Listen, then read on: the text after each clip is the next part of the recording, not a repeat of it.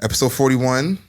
41 is probably one of those numbers that doesn't feel like a basketball number. You know, there's certain numbers you're like, that's a football number, 41 is definitely a football number. Or even a baseball number. Actually. Baseball number for sure. Baseball number for sure. But 41 for me, that's Dirk right there. Yeah. It's rare that I remember a player's number that high. Usually once you get past like 34, then it's like, you could be whatever number. Yeah. But this is a Dirk episode. Episode 41. We're trying to manifest greatness and loyalty. Dirk stayed with one team all the way to the end, stuck it out. So episode 41. Yeah. Does loyalty in Toronto still exist? According to what happened last night. Yeah, apparently so. Yeah. Okay, we'll get into it. Shit. Yeah, we'll provide details later, but we'll get into it. Phones were being, scrolled through. Oh, for real? Oh, yeah. I gotta hear this one. Yeah, we got you. I can't tell you the last time somebody's like looked through my phone, like a significant other. Can someone knock on wood? I feel like he just jinxed it. That just scared the living life out of me. The living life is crazy. For sure. But for all you listeners out there, for all you watchers on YouTube, for everybody that's interested in what the four of us has to say, this is the Mayor's Office podcast. I don't do this podcast by myself. I do this with my contemporaries coming in at 6 foot flat.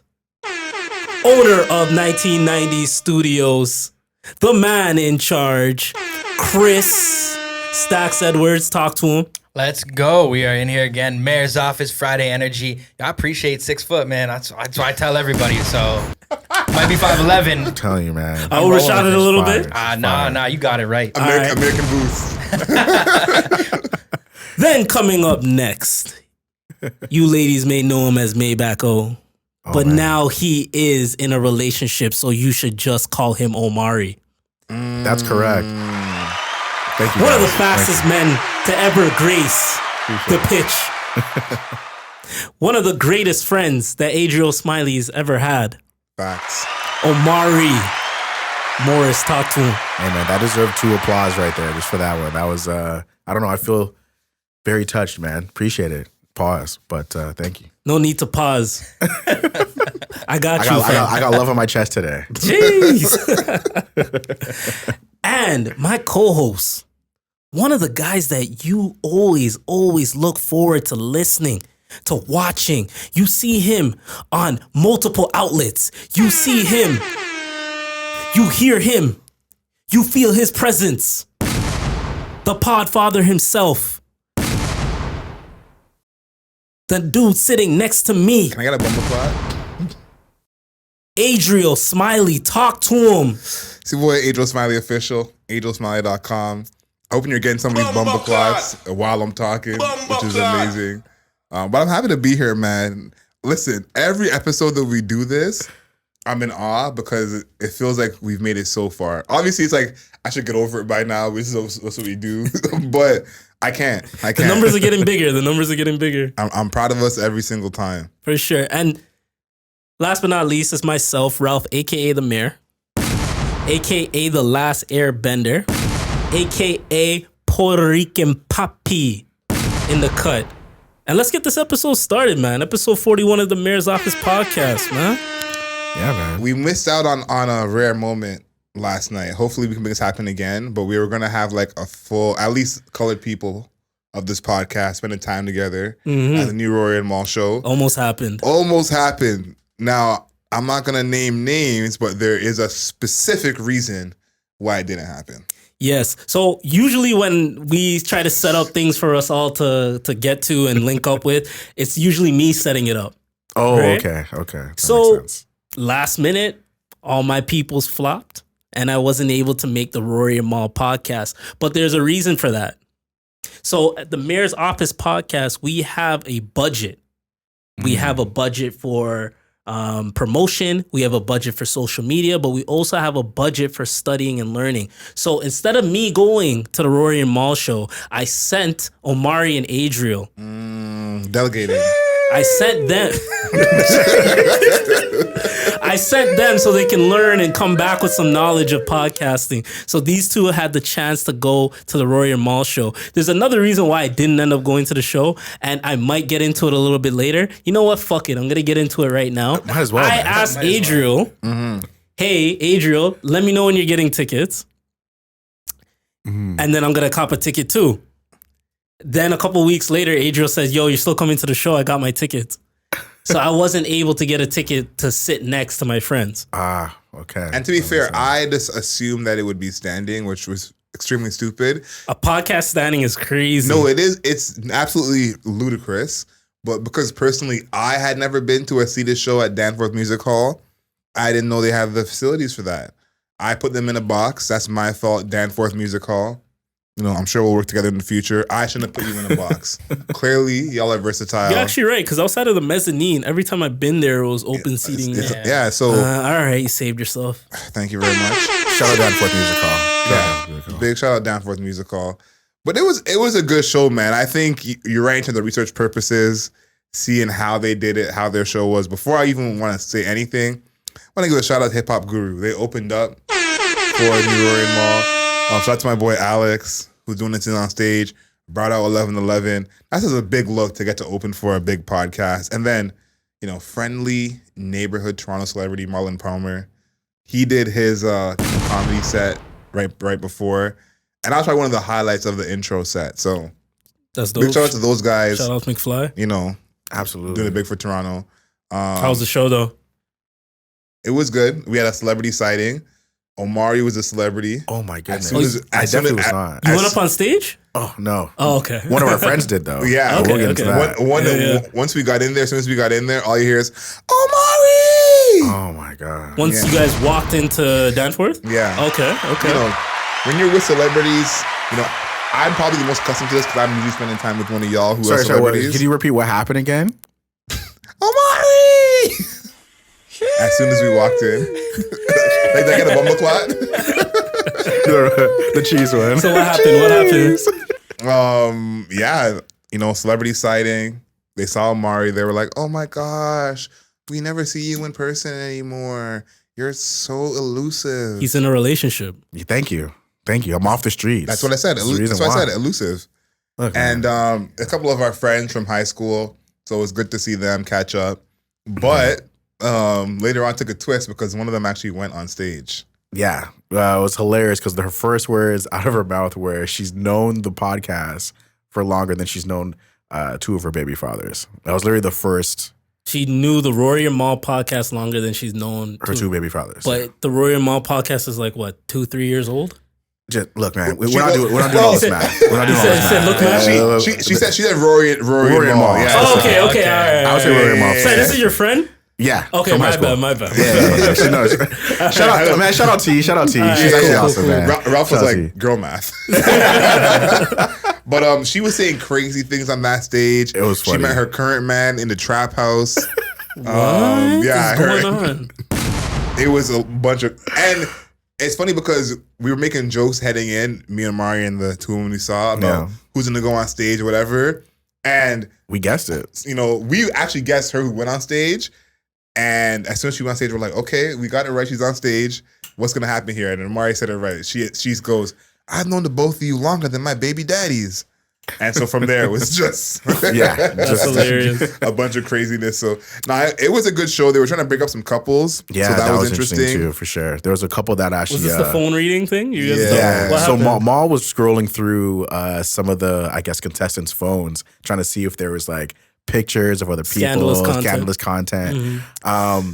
One of the dudes actually ended up proposing without a ring, which was actually insane. Without a ring? Without a ring. Wow. Because they've been together for 5 years. Rory was like, so why haven't you guys gotten married?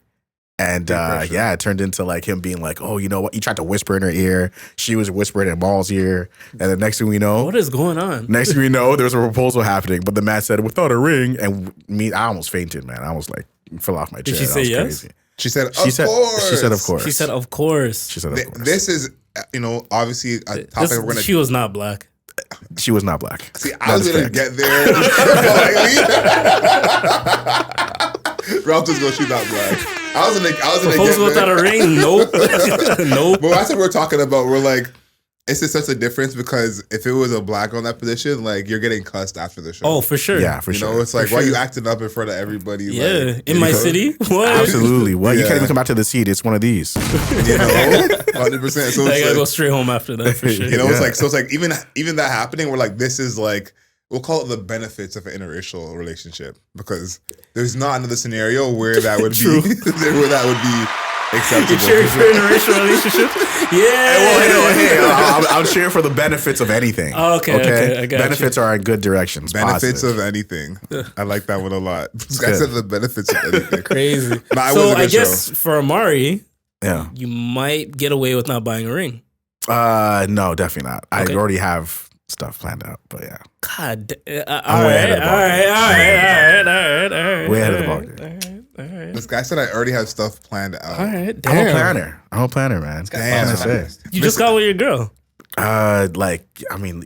I'm a planner. We're not doing anything like right away. Relax. I know a line this is going down here, so I can't really dodge that. All Real right, quick. cool. Just give me a seat at the wedding. Nowhere close to the trash bins. Nowhere close to the bathroom. Just give me a nice seat. Well, Okay? we're gonna have to start doing little segments like this, so she'll like you. You know, Yeah, that's for probably sure. it. The time code. Definitely. You don't want these clips to pull up, and she's like, No, but the time code of you know being about this prepared, you know, that's helpful. The time code of you saying I got some stuff planned already, "Oh, for sure, that's helpful. 100%. I respect people like you. People like you are prepared. Appreciate it. Not even just in relationships, just to like go somewhere, right? Yeah. Like the only time I truly Absolutely. prepare is like when I'm getting together and I'm going out with friends, or if I'm going to a specific place like Wonderland, for example. And then speaking of Wonderland, I'm pretty sure you have a story about Wonderland. This Wow. guy is a professional. Told This you, guy's a professional. it's be a montage of his segues. Yeah, I want to go through this quickly because I don't want to take the tone of this podcast down, but I felt like this was definitely important to talk about in the pod because it's for men in the room. So, group of us went to Wonderland. My first time at Halloween haunts. First of all, I'm not a Halloween guy. You know, I grew up in the church. Halloween was canceled. First time, I'm not a Halloween guy. So my first time at Halloween haunt. yeah. And every time people went to Halloween haunt, I was always like, how scary could it be? Like, how scary could it possibly be? I now understand how people could get scared. I thought it was fun. Everyone kind of like, you know, peering out from wherever the corner they're at. So went on some rides. Halloween haunt was a good time. So now the group of us is leaving. And as we're leaving, we grab some Tiny Tom donuts. Everyone knows. Big shout out Tiny Tom. And there's a man speaking to his woman in a very, very aggressive tone. Very, very aggressive. Like how aggressive? Like let's go home or like Miles Bridges? Miles Bridges. Okay.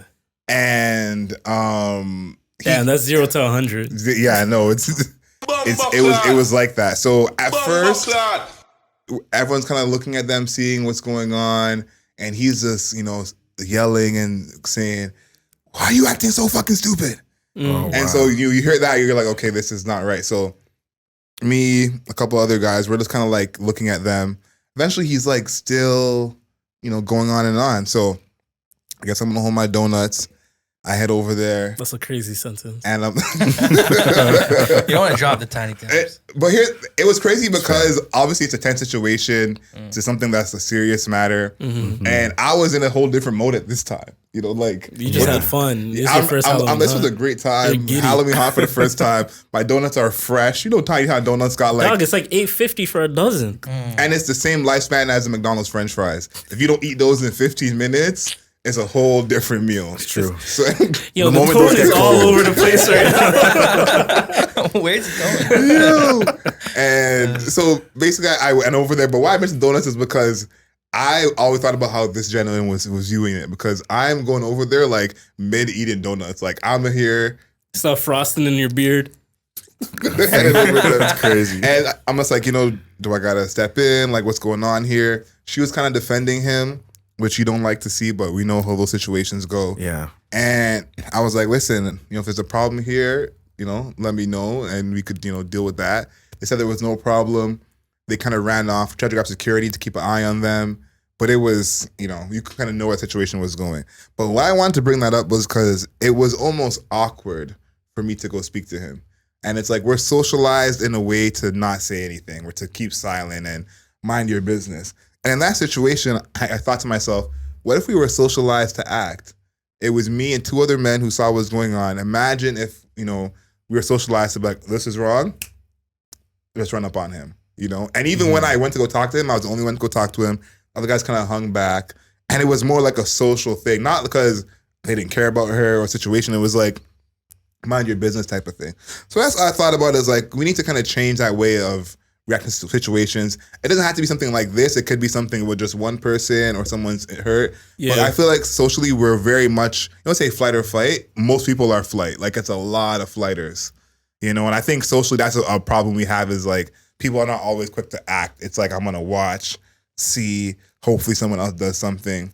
I think that's something that I want to bring up because I feel like, especially as men, holding men accountable, if we can be more of the example to be like, okay, something's going down. It doesn't have to be something domestic, but someone could be hurt, someone could be misbehaving.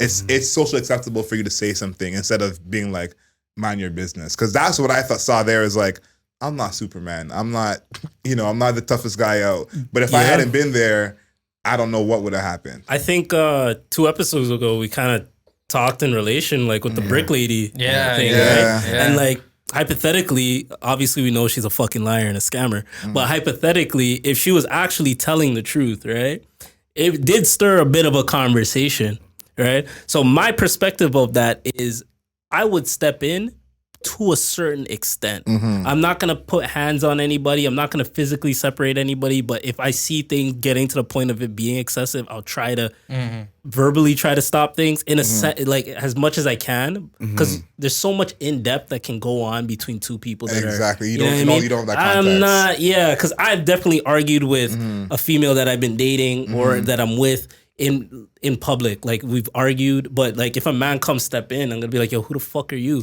Because he might think, yo, this guy's an abuser and I've never laid a hand on a woman. You know what I mean? So it's tough for us as other men on the outside, third parties, to come and assess the situation and say, all right, time for me to put on my cape. Maybe it's time for you to just call the authorities, or maybe it's time for you to at least keep an eye out and make sure, everything's kind of copacetic to an extent. Yeah. I was gonna say that, man. There probably should be some sort of generalized de-escalation sort of method, right? Because I think that's really what this comes down to. Nobody wants to step in because they don't want to escalate the situation. I think as soon as people step in and stuff like that, they feel like the person might get defensive, and then it just goes on an escalating scale that energy there, was right? there. He was like, am I about to fight a guy who just licked Tiny Tom's right? And nobody wants to exactly like turn on the cape, like you said, turn to Superman and do all that stuff. So, I don't know if someone were to maybe like lay out just some like, well, this is why I think it's a social thing because there was more of us than of him. Yeah, and maybe he's Daredevil in the flesh. Maybe he's Jackie Chan Rush Hour 2. But he's not taking 5 niggas. But I'm saying in terms of de-escalation, that the writing's on the wall. Yeah, thank you. That was a good one. Had to save you. The writing is on the wall. If 3 of us go talk to him, it might de-escalate quicker. True. Where you can say, okay, when I just want to talk to him, he had fire in his eyes, like he was ready to go toe to toe. So it's like if it's more socially acceptable, where it's like I don't have to know Ralph or know Chris, but we see something, we go over there together. And together we de-escalate it. So that was more my thinking of like, because one-on-one is like, you're right. Even if you're not that guy, you're gonna in the moment be like, "Who the hell are you?" Like, the ego, the male. Because I've seen videos of niggas stepping in some domestic shit and get their ass beat. Yeah. That's the thing. That's what my mom said to me. She said, "Adriel, like, next time nobody's gonna put on your tombstone. Stop this domestic argument. Nobody's gonna do that, bro. Sometimes a girl will get defensive too and jump in, and then it's like, what? I thought you guys had a problem with each other. Yeah, this is tough to, But you know what happens a lot in those situations? I feel like it's like that disassociation with like, oh, someone else will do it. Like someone else will jump in. You're in a big crowd of people. Like everyone's like, oh, hopefully someone else will deal with that. It's like you hear something, you're like, oh, someone else will call 911. But like, if you guys heard the confidence at which he was yelling at this woman, all I thought was, if this is what he's doing in the middle of Wonderland. Oh, wow, yeah. Well, imagine what he's doing at home. Like, crazy. And we were all watching him, and he was Meek Mill in his prime. Yeah. I mean, like, so yeah, I think about that. You're right. It's like, if this is what's happening in public, imagine what's happening in private. And then there's a few of us, So it's like, again, that's the same thing you said about like people go step in and get their ass beat. That's the worst. Like that's double homicide, really. I think there's probably a way to like, you could probably just go in with your phone, start recording and be like, hey, like, try and de-escalate the situation verbally, but have the recording. I think as a black man, that was a crazy sentence because I'm just people saying, have gotten shot on the phone so many times. I'm just saying, but like at least you have like what happened on. True, at least you have evidence. That's the only thing you can start doing at that point because I feel like if not, it just becomes like it's group like right away. It's group. So, like none of us have to be Superman. Yeah. If as men, as a group, as a people, we say, yo, something's wrong. Okay, you're a man, you see it. You're a man, you see it. Let's try and do something. We don't need to be the A-team. I'm not asking for us to turn into the Avengers, and start kicking ass and taking names. That's not what I'm suggesting. But there's a few of us. We all see what's going on. I think about I had a prof that had a seizure in front of the class, and no one stepped in. And I'm in the corner of the class watching the highlights, man. I'm not paying attention. All I hear is a thud, everyone screaming. This dude is bleeding at the top of his head and foaming at the mouth at the same time. And, I end up getting to the front and helping him out and calling the ambulance, but I don't know CPR. I'm not, you know what I'm saying? It's like, and it's funny because when I went to the front, I had suggestions. It was like, put him on the side, do this. I said, all y'all know what to do now. That someone else is doing it. And it's like that mentality of, everyone freezes. Yeah. No one does anything. So that's more things like, it's a one prof. There's probably 100 kids. Yeah. It's like between 100 kids, if he were to die, how sad that would have been. And it's like, that's what I think of as like, and we have strength in numbers. Yeah. So if there's a few of us, we see something wrong, let's just try and do something about it. But it's like that group mentality, right? People just kind of go with the flow. I was at a music festival one time and some guy like passed out right in front of us and just literally like face planted right in the grass. Wow. It was at I think it was at Veld. It was like years ago. And people around them were like, oh, like just like filming and stuff. And I'm a little turn at the time, but I just like turn around. I like grab the kid. I'm like, yo, get your fucking phone out of here. Like push him back, grab the kid. Next thing you know, those guys who were filming put their phones away, jumped in and helped.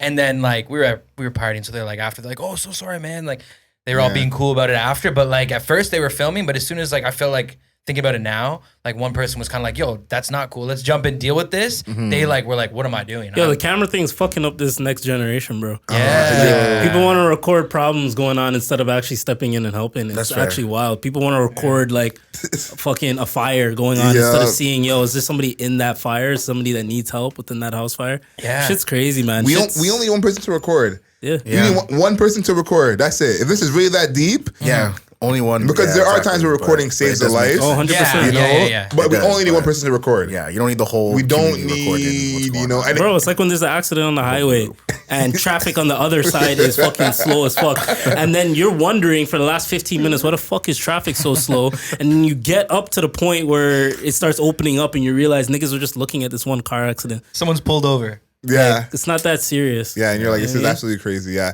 So that didn't ruin my Halloween haunt experience. It put a little damper on the night for sure in the moment. But, I'm starting to get the hang of Halloween, let's say, because there's some Halloween people out there who are do or die. Like that's true. I'm not one of those people, but Halloween's coming around. The parties are coming up. The costumes we're about to see are about to be real as ever. Like, I mean, you're getting the hang of Halloween. Yeah, I actually have a costume idea. You doing a wifed up Halloween or you're going out on the road? Well, like, we're going to be, like, what do you mean wifed up Halloween? Like, yes or what do no? What do you mean a wifed up Halloween?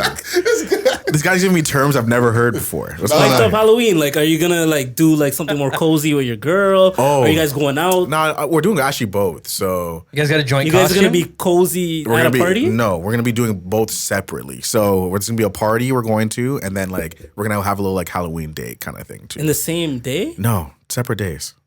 Just Halloween time. So, he's doing over like a weekend, maybe kind of span. You celebrate like Halloween like that? It's like Christmas? It's like his birthday week. No, we're just having fun.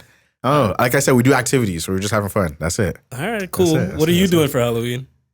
Probably going to a party. I haven't decided which one yet, but I have RSVP to every single one, but I haven't decided. But I have a costume actually. Now, I've probably dressed up for real for Halloween 0 times. I went as Nelly once, which like doesn't count. I use my own clothes. Yeah. This costume is also my own clothes, but it's better. I'm thinking of going as A$AP Rocky. Putting my hair in the singles, Okay. Tie it up. Clothes I already own, some black skinnies, Jordan 1s, a long tee, every ring I own, every chain I can find, some some gold as well, and then I'm gonna carry a baby. The baby's the thing that's probably gonna run me the most. I just don't have. Yeah, that's good. Dress like that, carry a baby. I was just saying he doesn't have a Rihanna with him, but I know he could find that on road. It's Adriel Smiley. It is Adriel Smiley. It's Adriel Smiley. You know who this guy is. Find my Rihanna in the party. Come on, stop the shit. Chris, what are you doing for Halloween? I got a friend of mine's having a party on the 28th, so the weekend before. So I might go do that. Do a little trying to figure out the costume stuff. I'm not a big costume guy either. Like I don't love dressing up. Like I don't want to put paint on my face. I can't see you in a costume. No, right? Like I do the practical costumes. Yeah. What's your kind of move for a costume? If I go out this year, my costume idea, I'm gonna do the forward baby handling bag, and then put a fake baby and just be a single father. I think that's gonna be mine. Wow, that's interesting. Yeah, that's gonna be my costume. Wow, we don't got that sound updated yet. Terrifying. Single father is kind of terrifying, depending on the woman you ask. So. It's Tyler Perry movie. Come on, those are dangerous. This guy on the sound effects. Man, what do we got next for the people? I think we got to spend some time and talk about For All the Dogs. Yeah, I don't know. I like the album. You go ahead and intro it. Yeah, so some time has passed with For All the Dogs. I want people to rid themselves of instantly reviewing and critiquing an album. I think every album deserves some time. Let it breathe. Listen to it in different scenarios, maybe in the car, maybe at the gym, maybe while you're cleaning up. I feel like every major album that releases deserves that treatment. Now, having said that, and I feel that everybody in this room, this guy's already laughing. I feel that everybody in this room has had that opportunity to listen to the album multiple times. How would you rate it? And I'm going to start with Adriel Smiley over here. I gave it a 6 when we did it on the podcast, but I think the album is good. I do think it's way too much songs. I think like 23 songs. We just don't need that. But I do think it's good. I think, again, this is a Drake fatigue. Like, we've heard Drake put out almost 100 songs over the past couple of years, where it's like so many of these songs, if this was on Lil Baby's album, Offset's album even, this would be a hit song. So to me, it's still a good album, but I think it's ranked pretty low in his discography. I would compare Drake right now to the Marvel Cinematic Universe. There's just so much content coming out. So the projects are trying to reach every single demographic. And it's just not really hitting. We haven't gotten that Iron Man 1 feeling in a long time. You know what I mean? We haven't got that Captain America 2 feeling. You know what I mean? It's been a very, very long time. It's been a long time. As soon as Disney Plus drops, all these TV shows are coming out, blah, blah, blah, blah, blah, this, that, and the third. And now our hype has died down.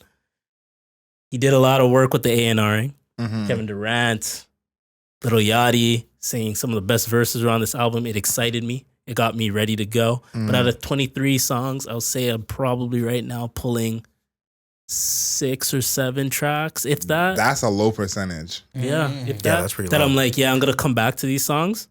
So that's my take so far, but I'm going to listen to you guys before I continue to talk. Oh, I mean, what would you rate it out of 10? Out of 10? It's been some time. I'm going to give it a 7.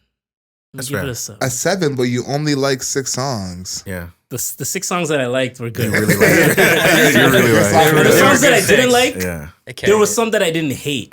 Okay. But there were some tracks that I really hated. I'm not going to lie. Like, I don't want to hear Drake Spanish. Some of the R&B songs, he did bar up on a couple of them. Like, I like the BBL intro. I like Joe Picasso. Some songs were in there that are pretty good. But yeah, this wasn't the best Drake project. I don't think he's been cohesive with his albums, and I think that's been a detriment to his success. And I also feel like the fan base, as you said, is oversaturated. So now we're so used to Drake music that our expectations of him are way too high. Like, I think this is all a product of us expecting like something magnificent that's gonna tear up music and like he's Steph Curry coming in hitting threes. Yeah, that's fair. You know what I mean? He's not changing the game anymore. Like, this is just what it is. I think our expectations are too high. But yeah, I would say I think for me, I mean, I was talking to Adriel about this throughout the week. Like, there's a lot of good rapping, I think, on this album. I think there's like a lot of people kind of overlook He has a really good amount of wordplay in there and really good entendres, like, good metaphors and stuff too throughout. Actually, if you actually pay attention to the rapping, so I'm giving it a 7 out of 10 though, because they're the lows. The lows kind of are a little bit low for me. Like, I didn't really like that. I'm going to sound like a hater, but I didn't like the Sexy Red song as much. I'm not a fan of that. Yeah, I didn't like the Sexy Red song as much. And I thought, it's funny because she always has great production. So I thought it was just going to like just hit off that. There was a little bit of a disappointment there. And then there was the What Would Pluto Do without Future on it. Sorry, for me, that kind of hit home a little bit there. But I like the song. So I had to mention that. But, you're still looking for Future on the track. Yeah, I was still looking for Future on the track, bro. I was still looking, man. That's you. I said I'm a Future fan, so So I said, if you mention Future and don't have him around, I'm gonna be upset. Yeah. What about you, Chris? How do you feel?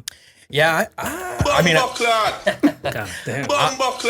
I'm probably going to reiterate most of what you guys have said. It's just too long, too much. I thought it was pretty good. I thought it was pretty good overall after listening to it. I'll be honest though, when I first went in to listen to it, I listened to the first couple tracks and I was away. I didn't get to finish it. And so I'm seeing all like the people on the internet talk about it. I'm listening to the album Mo break it down. I'm listening to Jamar call it Fat D for an hour. Pause. For an hour? That didn't excite you to go listen to it, did you? I went into the rest of it with like this weird kind of, I don't know why. I don't know why I did. No, that's Jamaican for like pause. Oh, yeah. When we say fire for that, it's just fire. Why? But but I was, after listening to it twice, like fully through, like driving the whip, I felt better about it. I was like, it's pretty good. It's just too much. Like if you took, I think like there's a bunch of parts at the beginning for me at least, and then like 3/4 to the end. Like if you pulled those together, you could probably pull like 10 tracks. I could probably pull, if I sat there, I could probably pull 10 tracks. Like I said, if you take a little piece of here and take a little piece of there and put it together, it's great. It's a great album. Every relationship I've been in my life. That's crazy. Yeah, that's fair. That's not the best. So what do you give it out of 10? I'll probably give it an optimistic 7. I also feel like, further to what you guys are saying, so much pressure being Drake, man. He's one of those artists where everyone will stop and listen to, and they're just waiting to be like, all right, are we going to hate this or are we going to love this? And most of the time, I feel like people want to hate it too. So the Mayor's Office podcast in totality is giving for all the dogs on average about a 7 out of 10. Yeah. Sound right? I think Drake at this point is more focused on being popular than being good. Because this is more like a playlist than an album. It's more like before we were highlighting some of the songs from Views and how like they all have like hundreds of millions of streams, like literally like every song on there. Yeah. And it's like, that's what Drake is doing. CLB's kind of like that too, where it's like, yeah, if you never heard any of the leaks from CLB and you're hearing, whatever, All Love for the first time, you're like, yeah, I'll play that a million times. I mean, my take of it is like what Ralph was saying too, in terms of the cohesiveness of it. Like, I think Honestly Nevermind is a more cohesive album when you think of like, it had one vision. When you have one vision, versus like CLB and this album where it's a little bit.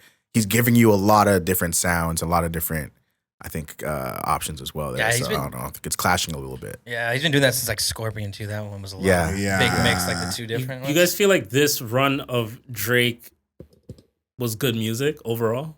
Like this most recent run with CLB onwards? Yeah. You think it was good music? I think it's good music. Yeah, I think there's some tracks you can go back to. Drake is in his LeBron part of his career. Which LeBron? Right now, like LeBron right now averaged 30 points a game last year. And people talk about LeBron like, can't be the same. He needs someone. There's teams where no one on the team's averaging 30 points, and they would love to have someone average 30 points. Talk about LeBron is like, he got to take a step back. It's AD's team now. Like, because we're comparing LeBron to LeBron. Yeah. So it's like this 30, we're not rating as much as the 27 from 12 years ago. Yeah. But it's like, if you just put LeBron in a vacuum. Still there. Yeah, if quality's there. The quality is there. It's like if you didn't have any context, there's this dude averaging 30 and whatever, you're like, this dude's amazing. Yeah. And that's Drake's music is like, if you're comparing Drake to what else is happening in music, then I think he can hold his own, But if you're comparing him to Nothing Was the Same and Take Care, then it starts to not sound as good. But if you compare All the Dogs to Astroworld, they're similar in terms of, I think, what people think of them. I think not spicy. Utopia. Oh, thank God. Yeah, sorry. I was like, Astroworld's a spicy one. I was with him. Utopia, sorry. You know when someone's just speaking facts and you kind of zone out of the facts? That woke me up. Hold you back in. Like, yeah, this nigga's right. Okay, wait, what? I saw your eyes. I said, what did I say?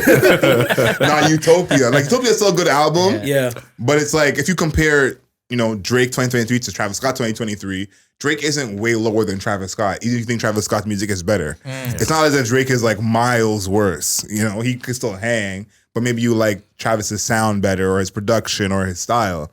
So I'm like, if you compare Drake to his peers in the present, he's still, where he's supposed to be. So I feel like, that's what's going to be the end of this era is like a lot of music. We didn't love all of it, but it's not like this, his music is not bad. Yeah. This is not like when Kid Cudi made that rock album and you're kind of like, bro. I'm going to be really happy when, and this might sound fucked up, when Drake takes a break. Because it's not because I don't want to hear Drake music. I think it's mostly because he's put out an album so consistently and so often that now we're just so used to it. Right? We're so used to his music. We're so used to his style. We're so used to having these expectations. And then even for him as an artist, I feel like his content, it's suffering from that. Yeah. Suffering from overproduction, not overproduction, but overproducing your albums, overproducing music, appeasing to your fans, always going on tour. If Drake takes like 2-3 years off, I'm more excited for that album than I would ever have excitement for All the Dogs. Let's hope it's right now. Yeah. I hope now. Because he said he's going to take that break. So I feel like that album, whenever he does take that break, hopefully, I pray that it's like 2-3 years and he has time to like build on life experiences, do his thing, be a dad, be around your friends and family, make new experiences, make new memories, and then come back fresh to music. And I feel like some of our favorite artists, whether it be, and I'm always name dropping Kenny, but Kendrick, Cole, et cetera, down the list. Like when they take a break and come back, they come back with some heat, bro. And cohesiveness and like just top level albums. That's usually when the best artists come out with their best albums. I think you make a good point because a lot, like most of Drake's peers, I think, do the comeback thing. Even A$AP Rocky, Big Sean, those guys. But when they come back, they almost have to prove themselves again. Like A$AP not as much. He has a cult fan base. But every time Big Sean comes back, it's kind of like, does he still have it? Can he still make a hit? Drake doesn't have to do that. And Kendrick and Cole don't. So I think that's why Kendrick's albums always are so good because he can leave for however long. He don't got to prove nothing when he comes back. Y'all gonna listen no matter what he's doing when he comes back. And Drake is there now where if Drake were to take some time off, come back, the album wouldn't need to fit in with the new sound and have to appease to the sexy reds and all that kind of stuff. It's like Drake can make whatever he wants, but I feel like he doesn't feel that in the moment because he's so focused on being hot, being number one. I would agree with that. So it's like if he took time off, it would be like, okay, I can kick it. My last point on the album for you guys, or my last question real quick, favorite song on the album, Chris? Ooh.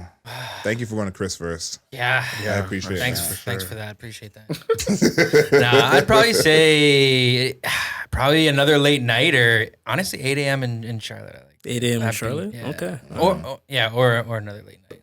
Okay. Maybach O? Probably Away From Home.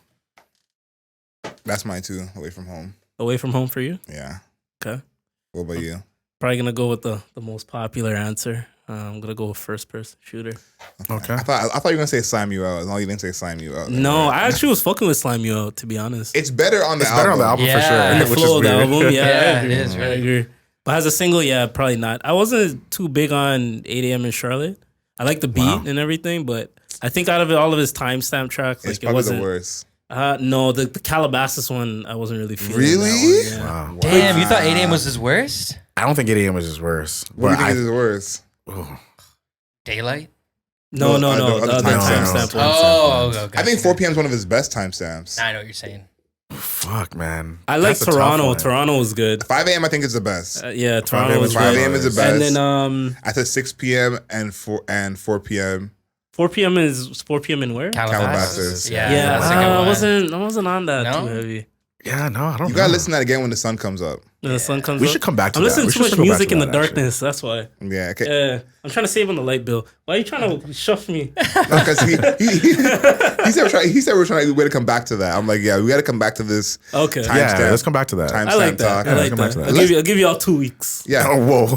We don't need that much time. Let's talk about millionaires and murder. Tupac's killer. That's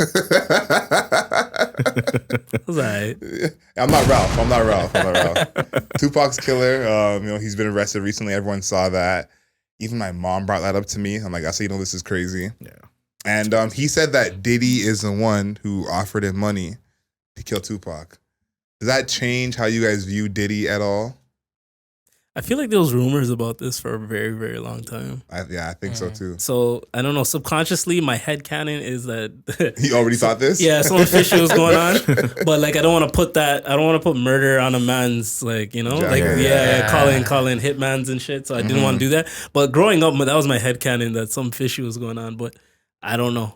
I don't want to get shot. So what if it is true? Does that mean anything to you? If it is true, if Diddy actually did that, yeah. Are you gonna look at him differently? 100%. Boycott him? Yeah, what the hell? He killed one of our legends, bro. Yeah. What do you guys think? I think there's already been so much like alleged stuff that Diddy's been accused of, like throughout like just his time in hip hop. For me, he's already a little bit of a. We're not getting signed by iHeart. Yeah, I'm sorry, but he already has a stain on his reputation, sort of. When you talk to like. I think some of the hip hop historians, quote unquote, or some of the people that really study what's going on in the industry. So, because of that, I don't think it's going to change much of how I think of him. I still think he's a talented guy. I still think he's really good at what he does. He's all these things. Yeah, it's just that you may not come out on the best side of a deal sometimes. I guess maybe it's the old P Diddy. Who knows? I don't know, but. Yeah, he's got a lot of like just there's something on him, There's a lot of just something on him. Yeah. So like even like before this, like you're not like, oh, model guy, like that's what you want to be like, right? Like obviously he's super talented, he's got a good ear for music, he's obviously like a great businessman, but I don't know if he's like the best person even before this, and like. So I don't know. I'm indifferent. I could care. It's pretty fucked up. So I definitely would care. But like, it's an insane fact. It's an insane fact. Yeah. Because it's like everyone in this room is like, you already were thinking it. Omari's like, he already nasty in other fonts. You know what I'm saying? Chris. We're definitely not getting signed. No, listen, y'all see, Chris did one of these. Like he's gonna get it off of him. So it's like, Revolt TV is not gonna be cashing us some checks anytime soon. But I'll say this is like. I think all of our feelings were kind of just like unspoken like ideas about Diddy. I don't think the person in the mainstream who doesn't really listen to music like that thinks of Diddy that way. I think Diddy, it's kind of like Jay-Z. Like there's people who don't know Jay-Z cheated on Beyonce to this day. Which is crazy. 444 done came out, Lemonade done came out. Yeah. They still think of Jay-Z as, whatever it is. So I think to the masses, this is probably going to be big news to them because they may not have even entertained the thought that Diddy could do something like this. But to me, I don't think it changes how I view him because I was kind of like Ralph. I'm like, I'm just doing the math here. That whole story before was saying that Tupac just got in an argument with the wrong guy while he was in Vegas. And it was some dude who was a gangbanger and that's who killed him and nothing to do with Biggie. I never believed that. I feel like that's too coincidental. But if you look at the other side, someone like Suge, you wouldn't be surprised. You know what I mean? Like, if this was the other way and it's like, Suge paid someone to kill Big, no one would be surprised at all. So it's like... Which is completely possible. It's like, look how we view Suge and look how we view Diddy. Also, Suge is playing up the gangster more. And, he's more... And he stayed in that persona. He never broke character. Absolutely. But it's like, if you think of it, Diddy might be just as similar to Suge in a lot of those ways, but just in a shiny suit. You know what I'm saying? And dancing. He has rebranded himself.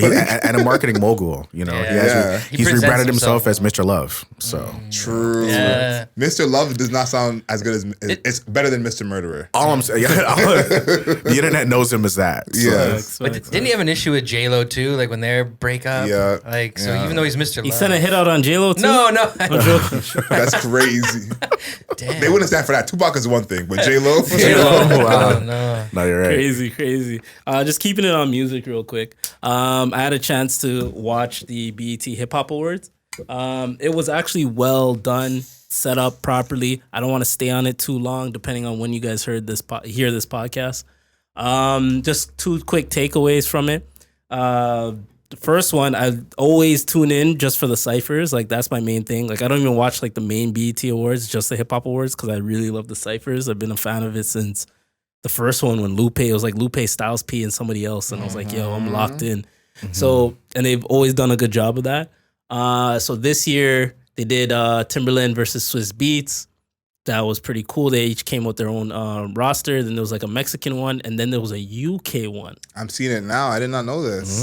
So the UK one, I watched that one on YouTube. I'm not sure if it was on the regular broadcast, but these guys went crazy. Oh, I'm gonna have to pull that one up. So if you guys have a chance to watch the UK Jordy was on it. Jordy goes crazy, and bro. Gets went last, and Gets just obviously bodied Gets had it. to go last. Yeah, Gets So is that guy. yeah, they did their absolute thing with that. I'm pulling that up. And then when it came to the American ones, they're pretty good. They're all right to me. I think just because I'm still like top boyed in my mind, like I'm just been sticking on UK music recently. I do have a crush on somebody. Oh wow! I do have a crush on. Your names or what? I was waiting for Chris's sound effect. He did the sprinkles and Omari did the G's. Crazy combination. You guys are crazy. I like smash up, man. Well done, bro. I kind of got a crush on Lola Brooke. Oh, okay. I like Lola Brooke. Let's manifest that. Let's manifest that. That's a good one. She looks good. I kind of like, she's kind of aggressive hood. I like hood girls.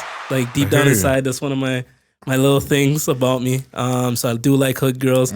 She just carries herself like she's bigger than what she is. Like, and I respect that. So yeah, she's like dumb small too, right? She's like 4'11". Yeah, man, she's like super tiny. Yeah, Lola Brooke, man. Let's go on a date. Let me put you over my shoulder. Let's Yo, go to STK. Baby. This guy's the hype police. Baby. Mark can tell you the hype every woman. But yeah, I have a little crush on her. So, a little bit off topic here, but a few months ago, we talked about Bia. I have a crush on Bia too. A lot of crushes. And so I want to ask you, if you had to choose between the two of them. Between Lola Brooke and Bia? Yeah. Picking Bia. Okay, I just wanted to make sure. But I'm picking Bia. Okay, I think I could have a longer relationship with Lola Brooke. But interesting. Bia's like, Bia. Now, how did you do that math? How did I do that math? How did you figure out you have a longer relationship with Lola Brooke? I feel like Lola Brooke is still kind of engraved in like her lifestyle, like how she grew up and shit.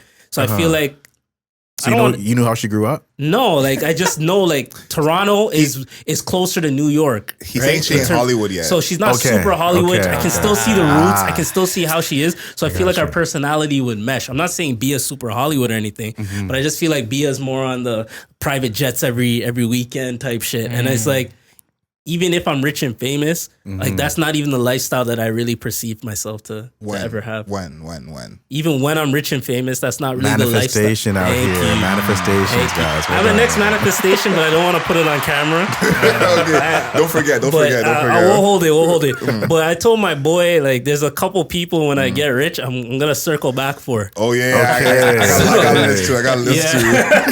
I'm going to circle back for and So anyway, but yeah, when it comes to the Bia thing, I feel like Bia is a little too engraved in like a higher lifestyle vibe as opposed to Lola Brooke. I feel like right now she's still more down to earth. So yeah, I think me and her will probably connect on a level. I can see that for sure. Man, shout out to all the girls keeping it real out there. You know what I mean? Shout out to all the girls keeping it real. Yeah, shout out to Lola Brooke. I think we got to talk a little bit about sports. I think this is that time. And now we got to go in order of importance, of course. Let's start with Kai Jones. He's the least important? That's crazy. No, he's the most important. I saw this video. I sent it to Omari. I don't know if you've seen it on Twitter, where it was like, now I know why Kai Jones thinks he's the best player in the league. And there was a little highlight tape of Kai Jones. Oh, yeah, I seen this. And I think Kai Jones is one of those players who people have heard his name on a broadcast, seen his name in a stat sheet, but don't actually know his game. He can help a team. The question is he okay? The answer is no. He's not. Can he help a team? Yes. Possibly. He can help a team. Possibly. Zach Lowe was talking about him. Yeah, he's actually... he can help a team. Yeah, he has potential to be a solid NBA player, but no team is willing to deal with this fuckery that he's on right now. Yeah, I don't know what the heck And I think he's staying the rest of his career doing this dumb shit. Within the span of like 8 months, the man completely fucked his career. So I'm hoping that it's like not a mental health thing. What? It's a mental health thing for sure. Mental health and drugs. It's crazy to say it's a mental health thing and laugh at the same time. But I'm praying that it's not a mental health thing, but it probably is a mental health thing. Mm-hmm. But I could be drugs. Those are one of I think it's drugs. I think it's both. I think they go together. You can be on drugs and not have a mental health issue. No, but I think it's both. I think he has a mental health issue and is on drugs. That's crazy. Okay, if that's the case, then pray for him. I gotta say one thing though, and I mean this with the utmost respect for Kai Jones. I can't believe I did not know he was on drugs. When I first saw him tweaking in the summertime, I was like, okay. Is this confirmed that he's on drugs? It confirmed the first live I saw, he was sweating like crazy. Yeah. Going nuts on his live. The room wasn't hot? No, I don't need confirmation. I don't know. But he's doing a lot. You said what? I don't need confirmation because when I looked at his skin, I said, this boy got to be on drugs.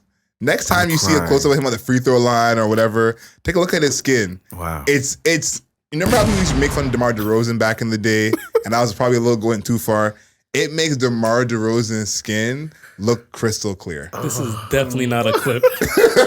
Why not? It could be. All right, we'll see. Yeah, forget about Mar's relationship. This is the clip. Oh, man, that's too funny. So that was my sign when I saw like him tweaking on social media.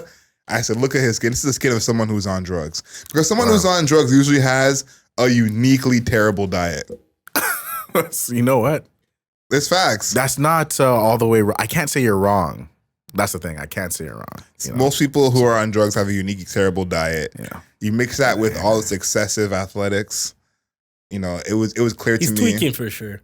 When I saw him doing the splits, I'm like, yeah, something's up. I'm just happy that his like behavior wasn't like, you know, happening all over the Charlotte Hornets team because that team's pretty young and impressionable. So I'm happy it didn't just like. He's not even the craziest one on the team. That's wild to say. Yeah, Kai Jones is not the craziest person on the Charlotte Hornets right now. No. I said I'm happy his behavior. I never said that. I said I'm happy his behavior didn't like. You can't even confirm that. Well, let me take that off because they just waived him. So that's what I'm saying. And are they all on drugs? Or you're saying Happy didn't share his drugs? The behavior and share the plug's information or whatever the case is. Okay. Whatever. However this marriage happened. It didn't happen with the rest of the Charlotte Hornets team. Well, the drugs, the behavior yet to be seen. The actual physical drugs seemed like kept to himself. But this younger generation is all types of crazy. If you think about, you know, the violence and the like police activity going on with the younger generation. Just attacked his ex again. Kevin Porter Jr. I think it's not funny, but it's interesting because we're talking about Mikey Williams and what he's going through. But when Jason Kidd and Chauncey Billups got hired in the same summer, that was a big summer to people talking about domestic violence and, you know, that being dealt with in the league because they both had situations in their past that were less than savory. Mm-hmm. And you fast forward to now, Miles Bridges, Porter, Kai Jones, now Mikey, even John Morant. And these guys are all young. This is all like the under 25 part of the league that's doing this. So I think this is like, I think people are underselling it, but there's something happening with the younger generation that's a little iffy because it's like they're not the only ones carrying guns or doing like Jason Kidd and Chauncey Billups are in their 40s, 50s. That's true. So their incidents were 20 years ago. So it's not new things, but now it's these young kids are getting a little. Yeah, that generation of player, they're just fucking each other's girlfriends and wives. Like, it wasn't getting anything like the police involved. This stuff with Mikey. And see where he came from. That doc is going to be a crazy doc. Mikey Williams doc is going to be wild still. Yeah. That doc's going to be crazy. What's the like time period between, I don't know, him being the top high school player and this? Like maybe 18 months of time between? Short amount of time, man. Yeah, I was seeing him all over my algorithm for at a certain point, man. He was just, a lot of highlights, stuff like that. He was super high prospect. So I don't know. I just think Adriel's take with the younger generation is a really good take because it just seems like they're just going down a path that honestly always existed, but it just seems like it's just a bigger stream now. You see what I'm saying? Like, what do you think it's a product of? Social media? You think social media is highlighting like kind of different? I think social media and the type of like content we make, honestly, in general. When you think about like a lot of the music and stuff too, a lot of stuff. I don't know. We had fucked up music too, though. But they had messages behind it. I think it's social media because you can make money and be famous through that. You got to think of it this way: like 20, 30 years ago, let's say you're a top high school player. You know, you're a junior. You're best in your state. You're top 5 in the country. Mm-hmm. You're famous maybe in your state and your town because your town knows who you are, and you're famous with other basketball players. Yeah. Some random woman, girl, whoever don't know who you are. You know, that's true. You're famous with hoopers. That's a very different. Mikey Williams was a millionaire before he graduated high school. You know what I'm saying? Like, that's true. Think about that, and he had more Instagram followers than players in the league. And that's, that's the difference. Now. Yeah. And that's the currency. So it's like you want to have these people prepared for the next level, and you see some guys who are prepared. But it's like, even someone like Darius Miles, who went straight from high school, was a good player, but clearly didn't reach his potential. Give Darius Miles $3 million when he's 16 instead. And he's more famous than half of the league by the time he comes in the league. That is a huge recipe for disaster, because we see it in the league when they get to a grown age. So who do you blame in the Mikey Williams situation? Obviously he made the decision to do whatever he did, but like it's a product of something. Like what do you attribute it to? That's a good point. I think it's the people around him. I think that it's like, I'll use me. I'm not no crazy hooper, but use me for example. Where I grew up, don't downplay yourself, buddy. When I grew up, everyone knew I was hooping. I was not in the street. They're like, okay, he's coming to this side of the neighborhood to hoop. Omari, can you add validity to that statement? Yeah, no, he was a really good player when he was younger, man, for sure. I would say he's still a good player now. I call him Paul Pierce now, so. But definitely Paul Pierce. But and on his fast days, he's kind of like James Harden. Actually. On his it's weird. Yeah, it's interesting transition there. It is. All right, what cool. days are you I just fast? wanted to Sundays. I wasn't going over to that side of the neighborhood or whatever to do anything but hoop, you know. And there's a culture when it comes to hooping, at least in certain neighborhoods, where you protect the athletes, you protect the hoopers. You know, DeMar DeRozan always talks about it growing up in Compton. If he wasn't hooping, what he'd be doing. Mikey is hooping more than anybody could be hooping at that age. Yeah. And so it's like that, you know, community, you know, vibe of, okay, he's a hooper, protect him, make sure he's good, you know? Because that can go both ways. Like, anyone who knows, if you're like a top high school player in some of these hoods, you're playing pickup games for bread. And the gangsters are bringing you in to say, yo, we got a game, you get a cut, whatever. And so that seemed like what the energy more was for Mikey, of like less of let's protect him, he's the future, he's going pro, to let's use his skills to help us and make him one of us. Because how old is Mikey now? Is he even 20 years old now?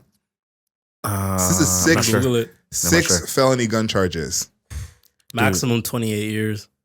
His bail is $500,000. Wow. So yeah, I think it's probably a product of society, honestly, in my take. I think just in terms of the money being like, I would say, yeah, being able to create monetary gains and popularity through creating monetary gains through popularity.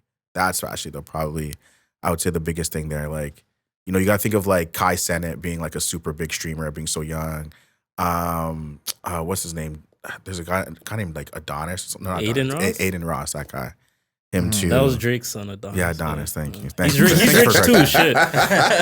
He might start streaming too. Like, I'm just saying, he might start streaming. If he starts streaming, if Adonis starts streaming, it's game over. It's game over for everybody. Yeah. So what? I just think being able to monetize, like, you know, popularity like that is such a big difference nowadays. Yeah. And like obviously the money going to somebody like a Mikey, like a top prospect kind of thing, and coming in and like not having, I would say, the best foundation around him to be able to like foster an actual future off of the, you know, the gains he got there. Mm-hmm. I think that takes a company, man, or something like that. I think it takes a little bit of professional work or something like that at that point. Like, that's a lot of money and it's a lot of attention. I think that takes a little bit more savvy than just like your mom and pop being like, all right, yo, let's do this, let's do that, let's do this, let's do that. And a lot of cases. It's a community. Even I saw Darrell Wright was telling a story about how, you know, he went straight from high school and his family didn't know nothing about that. You know, they didn't know how to navigate exactly where it. a lot of people come from. And he mentioned Sonny Vaccaro as being like a huge influence in terms of walking his family through everything. And they're like, if they have a question, they could call him. And it's like, look at how good Mikey was. You know, it's like that was available to him. You know what I mean? And it's kind of like, you're right that it's not only the parents, but I think it's like the people around him in terms of like, okay, we don't know nothing about this next level. Let's get you the help. Let's get you the help. You know, exactly. It's like we've never helped a kid navigate this. That's what I'm thinking. Let's lean on whoever. So it's sad. It's very sad. I'm tired of seeing all these young hoopers be involved with guns and putting hands on women. But this is like I think it's almost snuck up on us how normal it is. You know what I mean? Yeah. Because it's like when it was Jaw, it was all like everyone's, you know. But now it's like Miles Bridges. It's Porter, so quick and it's Kai so Jones. frequent that we just keep moving on to the next young hooper that's fucking up. You know, fucking up. It's true.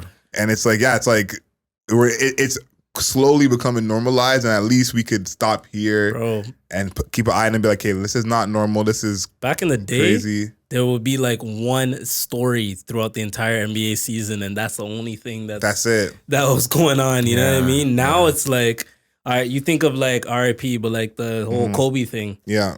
Bro, if that happened now, that's like number 4 on the news cycle, bro. And it's crazy, like, obviously these are all situations, but when you compare what happened with Kobe to what's happening with Miles Bridges, obviously different level of player, same reporter, but it's like the level of coverage, the validity of some of these cases. The world like stopped, bro. The basketball world stopped. You know, and it's kind of like, I think about when Kyrie got in trouble for whatever he did. We don't got to go into that. And people are saying he may never play again. And Miles Bridges is playing right now. And It's not, you know, and it's like, the media just decides. The media said, okay, yo, this is cool. Yeah. This is not. Yeah, there's someone pulling strings for sure. You know, because if you look at it, it's like, how even Dylan Brooks, when people were saying Dylan Brooks might never play again in the league, that was teams the don't want him. Shit ever. You know how many dumb ass niggas I had really to fucking I had to fucking say, yo, he's gonna play. Like, he's gonna fucking play. I had one of my boys, like shout out to Corey. He doesn't really watch basketball, so we'd be in group chats and video game chats, and like all these other niggas would be like, yo, Dylan Brooks is ass because they're following all this. I'd be like, yo, Corey, relax. This nigga can hoop. He's gonna get a fucking contract. He's like, nah, he's playing in China. I'm like, yo, nigga, get the fuck off of TikTok. Come on. And stop corrupting people that don't watch enough basketball to formulate an opinion. Exactly. Now he has a contract. I messaged the same boy. I say, yo, Corey, look, I told you this nigga was getting a contract. He's like, yo, Mayor, you right? And it's a big one too. Yeah, you got a fat deal. Yeah, it's like, so that's what it is like, we're used to it. And even the media, how they cover it, because look how the media covers certain things compared to other things. You know, it's like, look how we're talking about, how they're talking about James Harden, and they're not talking about Porter like that. They're not talking about Bridges like that. They're talking about Kai Jones like that. It's like, what matters to us? You know, essentially is like, the morality is out of this entire podcast episode, the one clip that we're going to hear 10 years from now where superstardom is us shitting on Diddy. It's just gonna pop up all of a sudden, yo, and then it's raps. So shout outs to Revolt. Yeah, I think that's a good place for us to get into our non-rap. Yeah, I agree. Yeah, I don't actually have an anime suggestion this week. I'm kind of animated out. I'm just caught up on everything, so don't worry. By next episode, I'll have something fresh. Omari, what do you have a recommendation maybe before we get into music? I have no recommendation. I'm just binge watching My Hero Academia because I hadn't watched that. So that's fine. That's fine. Nothing crazy. Yeah, none of that today. I'm gonna get into my non-rap suggestion. I'm gonna go interlude vibes. The gentleman that created For All the Dogs, Drake. He has a song "Summer's Over" interlude featuring Majid Jordan. So I was kind of in that vibe on the way to the podcast. So I just want to share that. That's a really good song. Appreciate that. Yeah. That's fair. That's my first compliment from a non-rap suggestion. So I thought it was a good track too. Not true at all. Not true at all. But yeah, that's from me. Chris, what you got?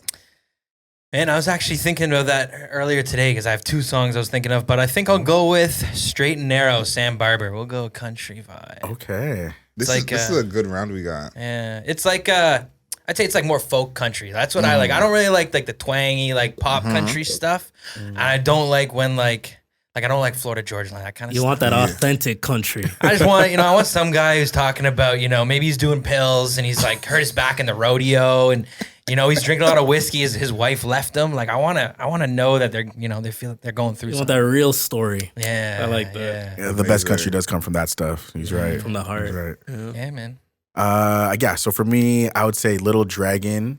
I just discovered that band recently, which is hilarious. They've been around for forever. Actually, I'm going to reference a song that came out 14 years ago as well off their first album called Twice. So it's a really good song. I'd say it's one of those ones you listen to on like a gray day and it'd be like a nice, just like the way it makes you feel, the good, great chords, great sound, ambient sounds, stuff like that. And the vocals, she does a really good job on the vocals. Been a lot of great days lately, so. Hey, there's a lot up ahead. A lot up ahead. I'm definitely picking the most popular song out of all of us, but this is topical because this band has been playing in my head for feels like 2 weeks now, and the Drake album actually saved me because I was like, I can't get this band out of my head. It's Nickelback, and the song I'm choosing is Far Away. And I listened to this song recently, and I thought about all the hate Nickelback gets. People say they're the worst band of all time, all that kind of stuff. And Far Away specifically, if someone else released that song today, that would be a hit song. I think that's actually a fair statement. Yeah. And it's that's a crazy take, actually. And when that song came out and when it was at its peak, everyone was bumping it and there was no issue. This is like an internet thing where it's like now, it's cool to hate Nickelback, but it's like insert, whatever artist, give them the same, lyrics, chords, melodies, and they come out with Far Away. Huge. Sam Smith does Far Away. Ed Sheeran does Far Away. Huge song. So Nickelback, Far Away. I want the Nickelback hate train to stop here. I know it will not, but I want to make sure I do my part. Yeah. And they're Canadian. Exactly. Come on, Canadian content. Shout out Canadian content. They did get a lot of hate though. They did, man. Yeah. They're not bad though, man. I like when you go back through their archives, actually yeah. Okay. I would see Nickelback live if it wasn't $1 million. No, they peak at some really good songs, just like you said, like Far Away's one of them, but they do peak at some really, really good songs. So yeah, Nickelback is my non-rap suggestion of the week. I'm happy with that. Yeah. I'm happy with a lot of things. I'm happy with the fact that I get to sit here with 3 of my friends. I'd like to call all of you guys friends. I'm happy with the fact that we've developed a listenership for 41 episodes. Mm-hmm. I'm just happy with the fact that Omari's here, breathing, happy, relationship going strong. The relationship side of the podcast is keep going, keeps cooking. You guys keep listening. You guys keep watching. You guys keep appreciating the fact that we're giving you a product every 2 weeks. Big developments on the way. 2-year mark coming up very soon. Mm-hmm. Wow. But episode 41 for the people. I appreciate all of you guys. And where can you guys find us? At the Mayor Media. Where can you guys listen to us?